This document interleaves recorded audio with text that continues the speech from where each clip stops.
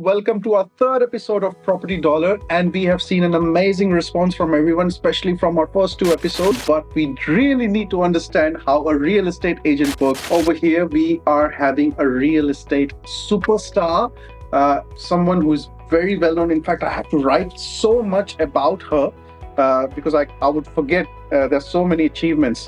She's an award-winning real estate professional from Northwest Sydney with a demonstrated history of running multiple offices, and she's been working for 20 years, more than 20 years in real estate industry.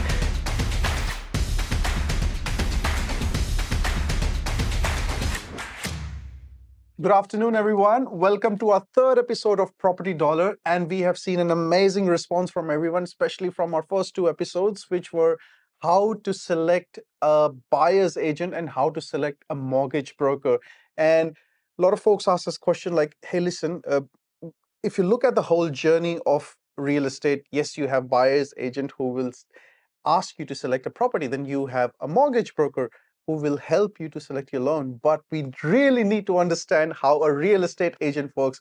So first time over here, we are having a real estate superstar, someone who is very well known. In fact, I have to write so much about her because I would forget. There's so many achievements. So this is a person who is she's an award-winning real estate professional from Northwest Sydney with a demonstrated history of running multiple offices, and she's been working for 20 years, more than 20 years in real estate industry.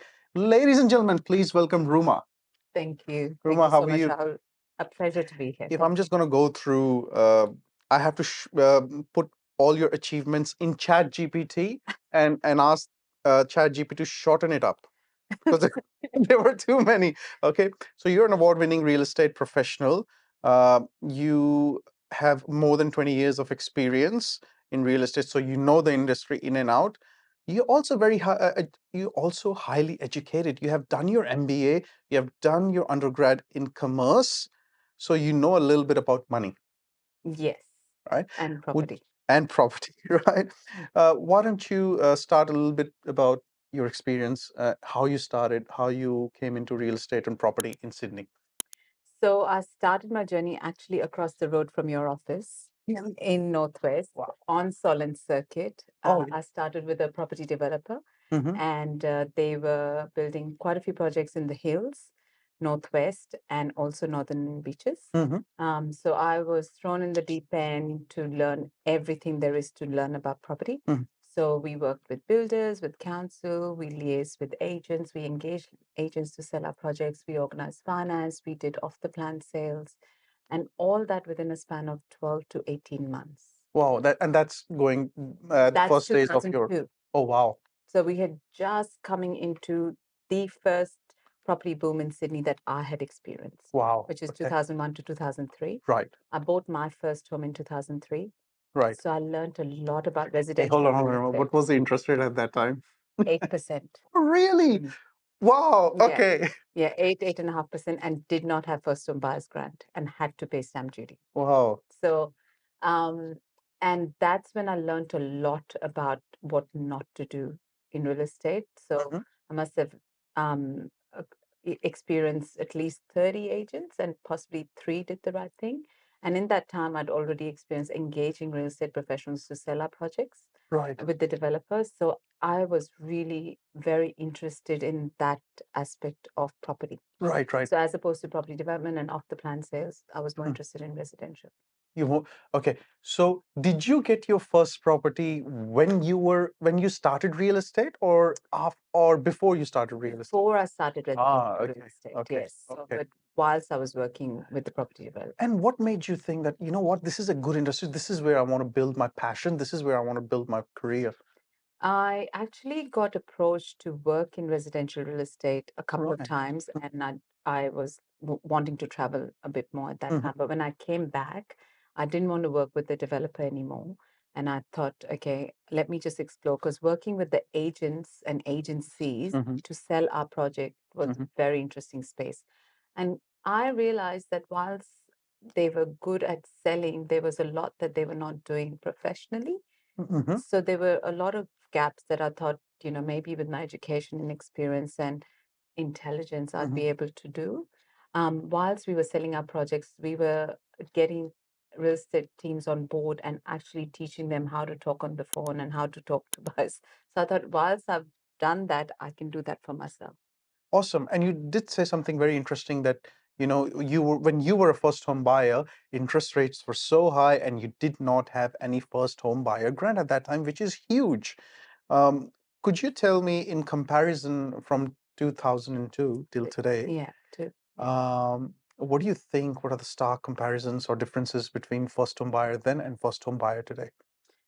look, the journey of a first home buyer has not changed. Oh, really? Okay. Okay. Whilst you have more information available online, Mhm. whilst you have more reports available online, whilst you have more data to make informed decisions available online. So we had no reports, no statistics, nothing to Mhm. go by. Mhm. Realestate.com.au was just starting out, but not really giving us too much information. So we had to drive around, look at signboards, pick up magazines, look at magazines to find properties, and quite often those properties would have sold. Mhm. So the digital experience has changed and it's a lot better with the Mhm. click of a button, Mhm.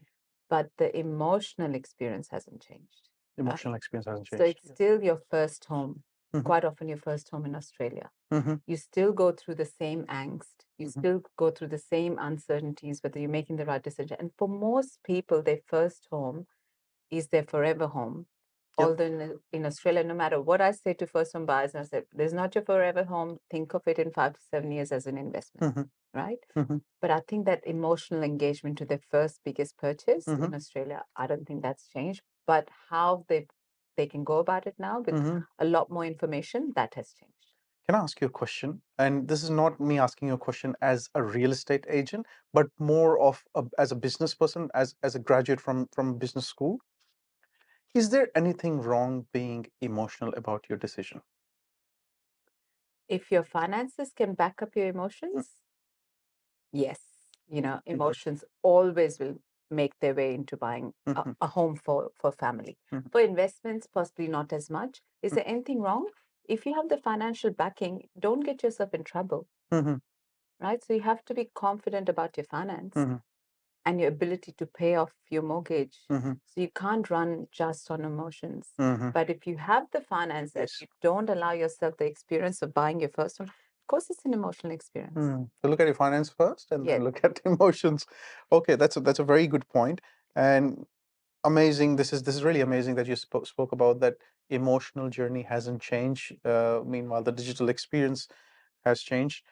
And obviously, when you bought your first home in that year, and now people buying first home now, what are the differences that you experience from your own point of view when they deal with a real estate agent? How has that changed?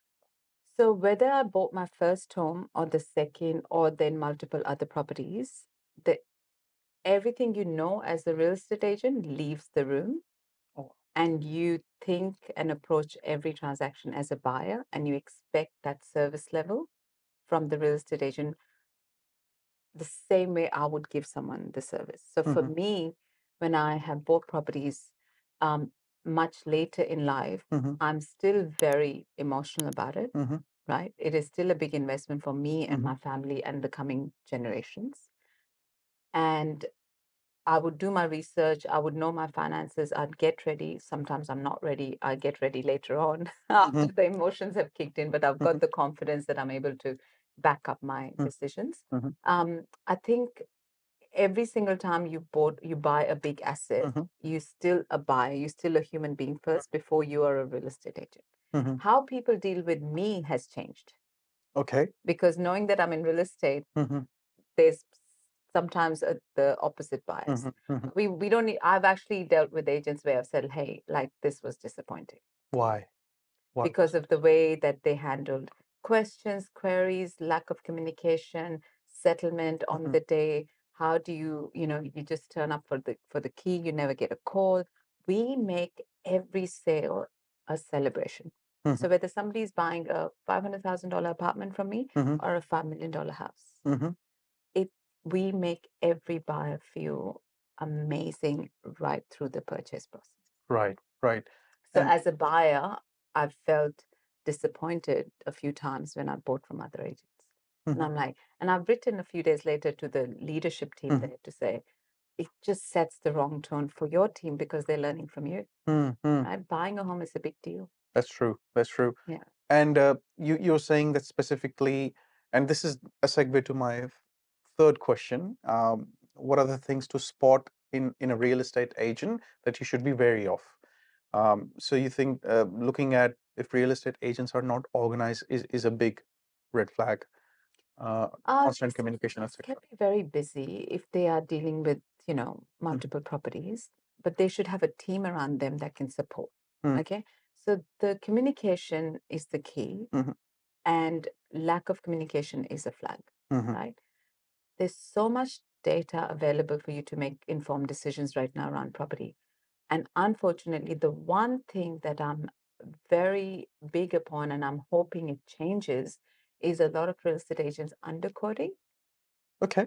right? So something is worth 1.4, and we know it's worth 1.4 because we work in this area, we sell property. Ruma, let's take a step back. Yes, You have touched something very important here. yes, And for my users, and a lot of immigrants, yes. a lot of migrants who Buy who properties. buy property, watch Yes. this show, and I want you to, if it's okay, explain them, uh, like you're explaining someone like me, like a golden retriever. What is underquoting? Underquoting is when the guide for a property is put way lower than what it's worth, Okay. right? And you have the reports available to actually know as a consumer that the property is worth, say, 1.4. Because you've been to enough properties, open homes, seen other sales to know it's worth 1.4. But first home buyers sometimes still get roped into Mm-hmm. something that they possibly think, oh, we can afford this. Mm-hmm. They get to auction day, they get building tests done, they get contracts looked at, and they get to auction day, and the first bid is 1.3, right? Although the guide was 1.1. I'm talking one of many examples. Mm-hmm. Mm-hmm. Thankfully, Office of Fair Trading is doing something about it, because we can only quote within the 10% range of our opinion, Mm-hmm. Mm-hmm. right? And what we think it's worth on the basis of all the data we have, which you have as well, Mm-hmm. Mm-hmm. right? So I think that's one thing that as an industry we're trying to do something about. But why underquote? What's the purpose? So you get 20 people at the bidding, but Mm-hmm. only 2 can afford it. But it looks like a crowd. Everyone's aware of it now, Okay. right? For me as an our Mm-hmm. agency, I'd rather have 2 people who can afford it. Exactly right. Honestly, there's no surprises. We still negotiate great prices, Mm-hmm. but we do it respectfully. And we haven't taken 18 other buyers on Mm-hmm. an emotional roller coaster, Mm-hmm. setting the hope that they can actually buy a property. Exactly right. That's if you don't underquote, that's higher So conversion that's for you. one thing that's very different from 20 years ago or 10 years ago. Mm-hmm. It's only something that's coming in, pardon me, with a lot of young generation agents coming in Yep. who think that's the only way to sell the property because they've never done it the proper way, the respectful way, Mm-hmm. where they've negotiated the price. Mm-hmm. So just to recap, what it basically is, it's a practice that is condoned by most of the real estate community, wherein you underquote a property that is obviously guided to be much more than what you're quoting the price to get people on the auction. And the problem is, it's a big problem. Mm-hmm. And I think the people who monitor our industry are aware of it, but Mm-hmm. it takes time It takes time to to solve it, clean up. Yeah. which is okay. So that's the other thing that we need to be wary about When you're buying a when you're property. buying a property. Yes. And if you're selling a property, then obviously if you're a seller, you wouldn't mind if you just. So Or is there a responsibility for a seller as well over here? No, look, with the seller, they will be guided by the agent. Okay. With the seller, they want the best price, Right. right? So the only thing that I would say to anyone thinking of selling real estate, and especially if they're selling for the first time, is to get second or third opinions. Okay. Okay. Okay. So quite often they're pushed to make decisions to commit to an agent on the day that they get to meet the What are agent. the things that an agent would do to push you to commit on the same day? There's multiple ways that they would try and close, Mm-hmm. fees, marketing, showing you, database of us. And don't get me wrong, Mm. closing is part of negotiation. Mm-hmm. but respectfully allowing space for someone to make a considered choice to engage you, they're selling their home. There's True. no second chance to Mm. go back and do it again, right? Most people commit to a 90-day period with a real estate agent.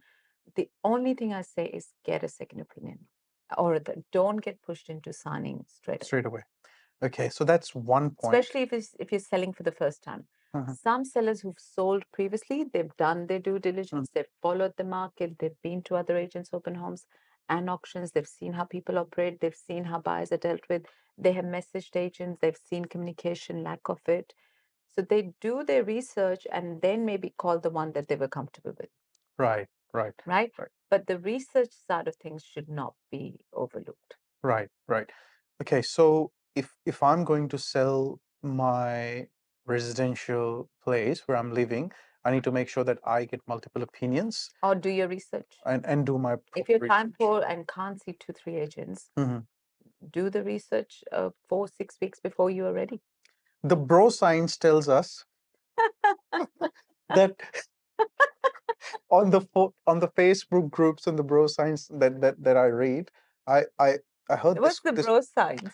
bro science is a colloquialism that is used on internet. So you know how what happened is with the health industry flourishing, everyone became a health expert, right? Yes. You need to have this much of protein, this much of Yes, carbs, yes. etc. So everyone became a bro scientist. So it's bro science. Okay, Right? great. That's I where learned something today. that's where it comes. Bro, this is bro science, right? Right. It's not an actual science, but this is what I think. You're right? a lot younger than me, Rahul. I'm still catching up with that language. Trust me, there's so much lingo going out there. Even I don't know. Yes. But the bro science and the Facebook groups tells me another way where people are saying, and you would be the best litmus test to rectify this is, say for example, if I want to sell a property, right? I approach a real estate agent. I tell the real estate, look, what do you think will be the best price? And then the real estate agent will give me an indicated price. Look, this can land up to around $1 million, $1.2 million, and I'll go like, no, I want $1.4 million.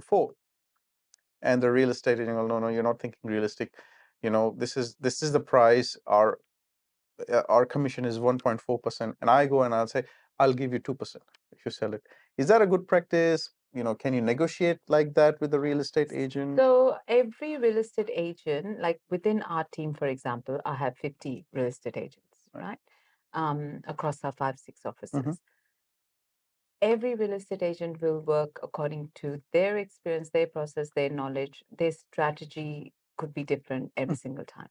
So we do get quite often people saying, but I want this and I want to pay that. How you address that will come down to your knowledge, expertise, and credibility. Yep. You cannot ignore that every owner wants the highest price. That's a given. I've just gone through a process of selling my own property. I wanted an arm's distance between me and the buyers. I guided my team how to do it. But even I wanted the best price. Okay, other agents might have thought it's a certain level, but I was like, no, I think we can get that. But then you forget about that, what I think I can get, and you focus on the process. Now, the process is the property first is presentation. I think you have one of those questions for me. Yep. Right? So I never focus on what you want as a seller. I will definitely be very clear on what my charges are, so there's no surprises anywhere. And finally, if we follow a process, we have been wrong many times and we've gotten more than our opinion. Like 90% of the times I'll say I'm wrong, but I've gotten more. I just don't like to be wrong and get less.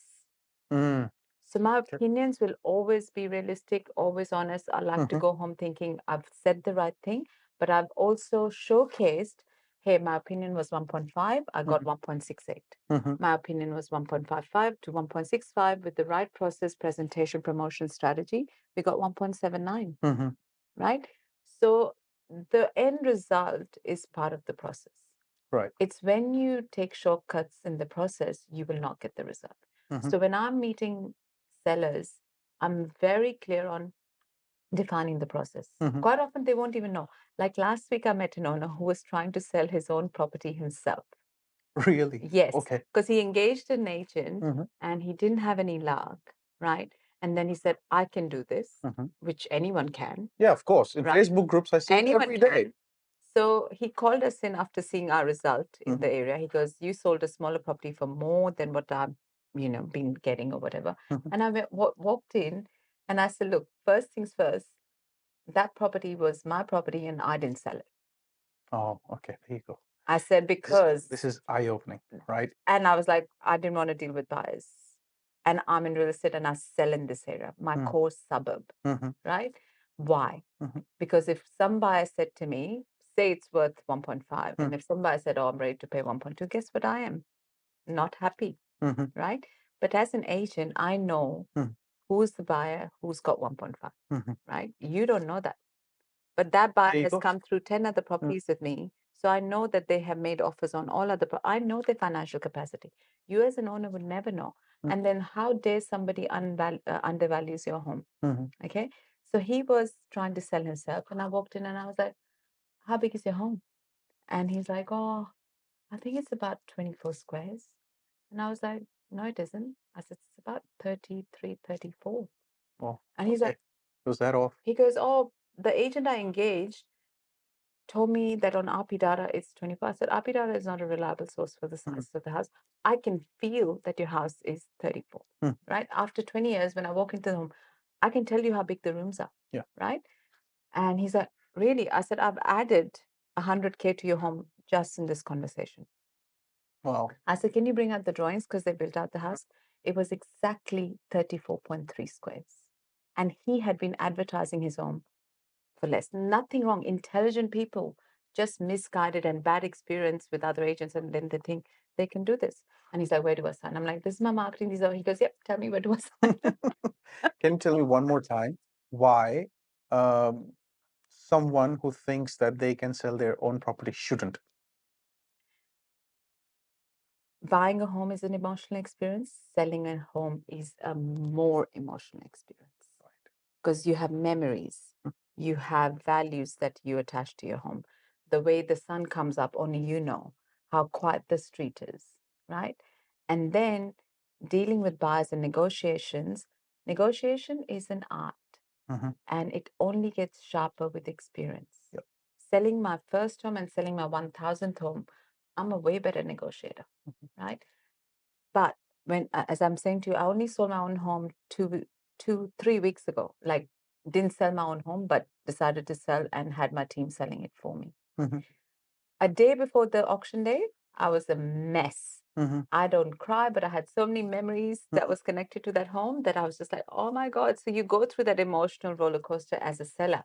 So you have to have someone protecting you, your value and everything, and still driving the price, right? So, like an experienced lawyer, doctor, professional, regardless of the reputation our industry have, we know we change lives by getting that little bit better or making the process smooth. You already have emotions selling your home. We just need to do our job and make sure that the journey is nice and smooth for you. When you're selling your own home, you don't know the buyers, you are not a negotiator, you don't know how to answer questions that you might get offended very easily. Like if a buyer comes home and says, I don't like the color, and you have spent weeks and have fights with your wife or whatever choosing that color, you're going to get very upset. True. Right? So there's multiple reasons not to sell your own home. Wow. I'm going to get so many viral reels out of it. Why you should not sell your own home. Bro, science myth busted.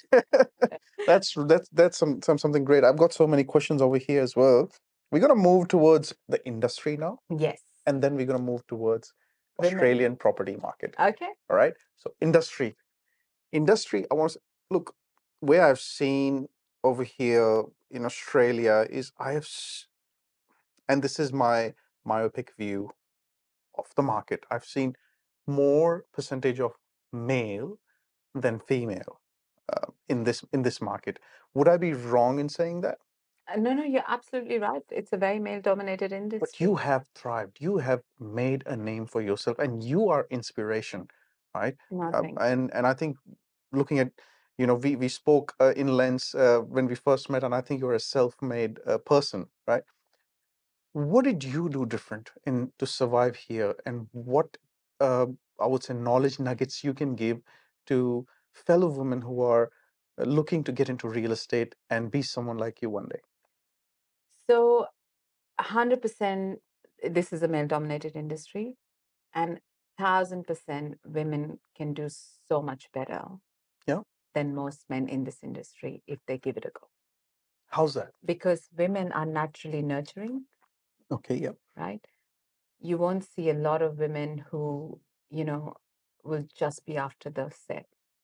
Mm-hmm. Okay. Quite often I do see, and it's possibly in the nature of the beast that, I will walk into a room and I'll think something is out of place. A lot of men that walk into that room will not see anything wrong with it. Homemakers, Mm, right? 80% of people who buy a home, the women in the family are making the decision. that's absolutely right. I can vouch for that. So then how do you think women will not do better? Because we're selling homes and we're selling family homes. Mm-hmm. Off the plan sales, apartment sales, project sales, completely different. Even that in McGrath projects, one of our women is the leading lady in projects, Right. right? Dealing with people, Mm-hmm. authenticity, maybe things that come very naturally. Thankfully, within our business, 50% of our workforce is women in our team. So Mm-hmm. we're very proud of that across property management, operations, and sales. Most of our women in sales are thriving. So they're not average performers, they're top performers. Because if they choose to do this, they're going to do this really, really well. Mm-hmm. It's not a job for them. It's their passion, they thrive, they are naturally very caring. Mm-hmm. Now, how do you teach care It's inbred. to It's someone, right? yeah. You can't. So I think there's some built-in biological reasons for women to care more, nurture more, and be able to represent homes better, Mm-hmm. right? So, but the hours stop the women from joining this industry because they're homemakers somewhere else. Mm-hmm. Now, I would like to go on camera for this that thankfully, due to COVID, the hours that we used to spend running around getting signs, signed contracts, signed agreements, middle of the day, middle of the night, Sunday, Saturday, like you had to be in lounge rooms any time of day and night. Yeah. And that was the one thing that was stopping women from engaging with our industry, especially in sales. Mm-hmm. Now I can sell a property at 11 o'clock at night. Quite often I do from my lounge room. Because of So technology. technology has been a real blessing. All electronic agreements, electronic contracts, Zoom, because of COVID, everyone is open to Zoom meetings. Mm-hmm. So for me, face-to-face contact with my clients is very important. Mm-hmm. And now, if you embrace technology, you can manage your time really well. And I think women should give it a go because they will find that it's not as crazy in terms of hours. Saturdays, absolutely. Weekends, absolutely. But then you have so much flexibility during the week. You can be your own boss in this industry any single day and actually dictate your hours. Mm-hmm. And then one of the best things about our industry is you determine your paycheck. Mm. You determine do you want to sell 20 homes, 200 homes, and how good you are. Mm-hmm. Nobody's going to stop you. Mm-hmm. Mm-hmm. Can I just say this is a light bulb moment for me? Something that you have said that I haven't heard from anyone who is a good proponent for equality or women increasing women presence in real estate or other industries is that the the innate quality of women, which is nurturing and caring, once gelled with technology, can be a superpower. It is a So superpower you don't have to change your innate quality; you just have to gel it with technology, and make life easy. and you are unbeatable. Boys, watch out. Yes. You need to work on your home making skills and nurturing skills Yes. because women out there, they're gonna beat you. They're gonna Yes. beat me. If they embrace this industry, Yeah, 100%. definitely. That's such a nice answer. I really love it. Let's move to the market now, right? And I discuss this part of the podcast with every expert who comes here is what's happening with Australian property market, especially Sydney property market, right? So the CoreLogic numbers came today, and I think I saw unit median unit prices went up to 840 something. Obviously, the house price, don't quote me on the numbers, would be median around 1.2, 1.3 million. What do you think is happening from your point of view? And you have seen price rises for so many years. Yes, I have. So Sydney market, I can definitely talk about. Some of the other markets in Australia, I wouldn't go Mhm. there. I don't have all the figures. Obviously, I follow that some states are doing better than the others. So Sydney, migration, demand, a lot of professions moving in, different demographics. The migrants that are moving in, when we moved to Australia, we didn't move with too much wealth or capital. But now the migrants and the professionals moving in, they're coming with 10% deposits, 20% deposits ready to go because they've possibly made their money along the way in Singapore or Dubai or somewhere else, and skilled migrants that are coming to Sydney. And then most communities try and live sort of close to each other. So certain areas will do better with certain communities. Can you And give some so examples? Ponds, Kellyville Ridge, a lot of Indians have moved in. They start out somewhere in Parramatta, Wentworth Ville, and then Westmead, and then move on to Quakers Hill. So we have strategically placed our offices Yeah. in that river that flows from Parramatta through to Blacktown, through to Northwest Hill, Right. Hawkesbury, and Castle Hill, and now the acreage market. Right. So we've seen the journey in the last 20 years of first-time buyers, second, third, and then a lot of communities are moving towards acreage now. Right. And so, and then invest within that, 20, 30K radius as well. So there's upsizers, downsizers, side movers, investors, all happening in that radius for every community. Koreans are big in the Eastwood area or Strathfield. You've got a lot. So you'll see these community clusters that keep prices nice and strong, especially if they are working class or have businesses, and. So for me, I think the way I see Sydney market is we are definitely in a housing crisis. You reckon? Massively. We are at 33% shortage every single year between demand and supply of established homes. Right. And with the builders and developers going belly up and a lot of hesitation in new build, It's which is strong coming from a real creating, estate agent. I'm telling you, we face it day in, day out. So usually, traditionally, what used to happen when the interest rates would go up, the rents would go up, prices would come down. Yep. In the last 12, 18 months, when the interest rates went up, rents went up, and so did prices. Yeah, because we are not addressing the supply. There is a massive, so till the government wakes up to this real housing pricing issue, especially in Greater Sydney region, we're not going to see prices fall.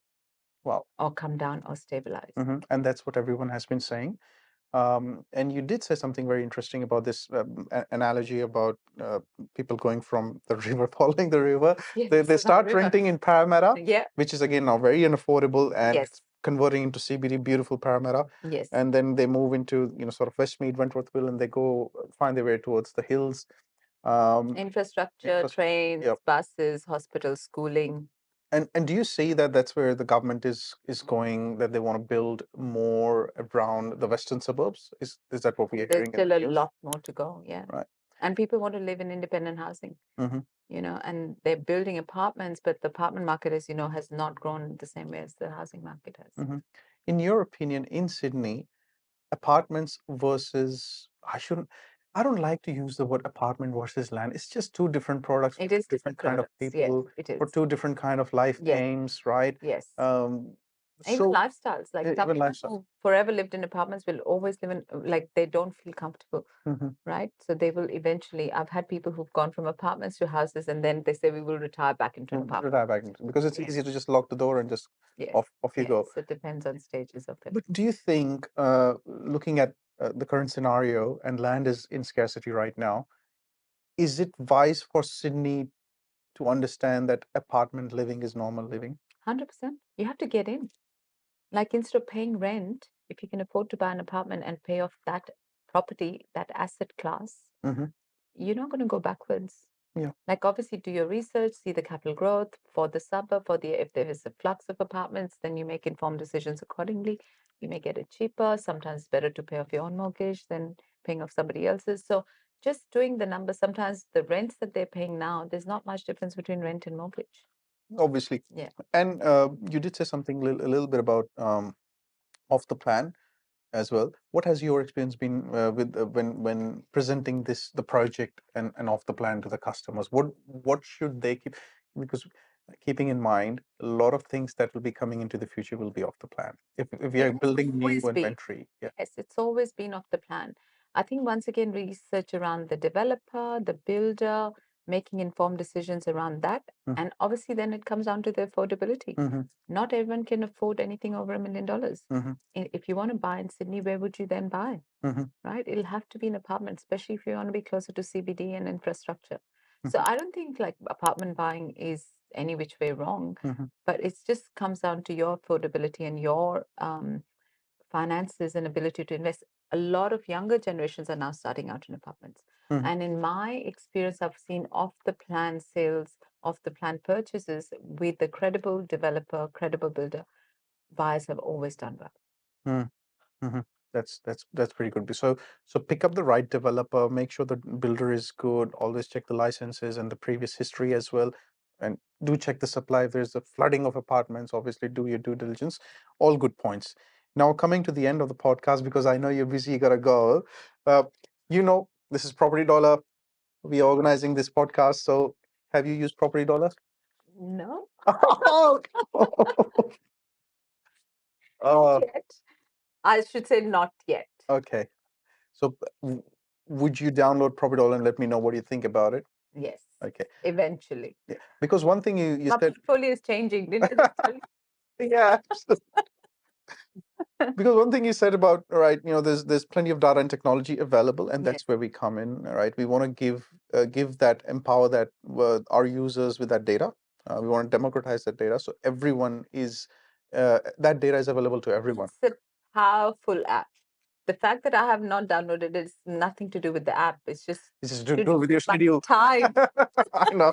Because I started it, Yeah. and then when I was going through questions, I was like, "Oh, this is taking too long." And I told you guys that, Yeah. right? And Absolutely. I think that has changed now.